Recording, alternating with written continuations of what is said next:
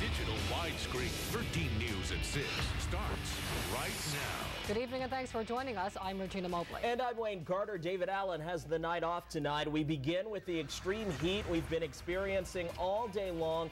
You can see some people in Virginia Beach didn't let the scorching temperatures keep them away from the ocean front. 13 News called Dominion Power to see if the heat is causing any power outages, and they told us no.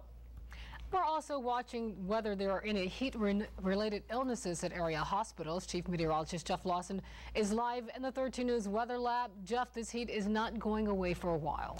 Well, it's certainly not going to last several days.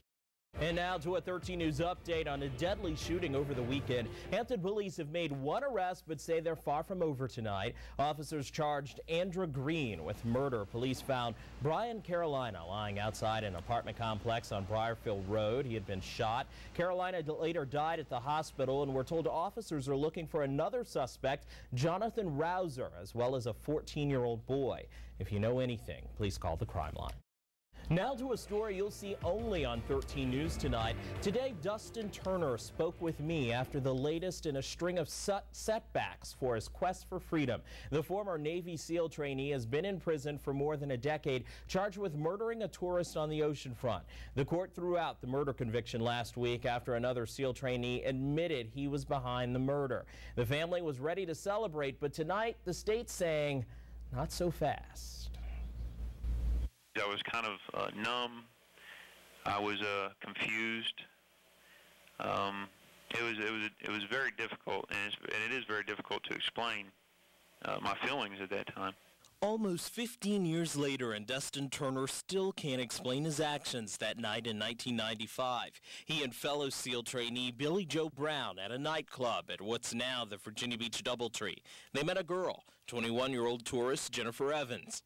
Hours later, she's dead, and the men are burying her body. Seeing this innocent young lady who is sitting next to me in the car, deceased, is something that is really very difficult. Former church deacon and Boy Scout always swore he didn't do it. Then last year, the chance for change. His trainee partner admitted he did it alone, and a new law gave him a chance to be heard. But every time a court rules, the losing side appeals, and the case keeps dragging on. It does get frustrating, and so it's difficult to have a full celebration and victory celebration until I walk out those doors. Billy Joe Brown is a liar. The question is, when did he lie? Commonwealth's attorney Harvey Bryan hopes Turner never has a celebration day, but says ultimately this must end. That this is ultimately going to go to the Virginia Supreme Court. And so we're probably in for another year and a half to 2 years. Yes, it will go to the Supreme Court is likely what both sides are saying in this. Turner tells me that he's eager to get out. He is eager to enroll in college and catch up with his family. Still to come on 13 News at 6, it's a nightmare for many people who drive the HRBT each day. Now a task force takes a look to see how to prevent tunnel troubles. We'll tell you about their plan. Plus, we'll check in on our local military members who don't have a choice but to work in all this heat. How they're coping with this scorcher of a day coming up. And they're going to need to cope again tomorrow. After that, as we mentioned, a little bit of relief. We'll talk about the chance of storms moving in with the cooler air as well. We're back with new information about last month's notorious traffic jam. A panel met today to figure out how to prevent another day-long shutdown at the Hampton Roads Bridge Tunnel. That's right. Just before the 4th of July weekend, a water main break forced the tunnel to close, backing up traffic all across the region. 13 News reporter Patrick Terpstra shows us what happened when experts began turning up the heat on VDOT today. The panel of 11 transportation. All right, a new approach to getting a job. That's just ahead on 13 News at 6 o'clock. Taking over the street corner, I'm Lindsay Roberts. Coming up, a young man's creative effort to find a job. We also will look at the latest job numbers in Hampton Roads.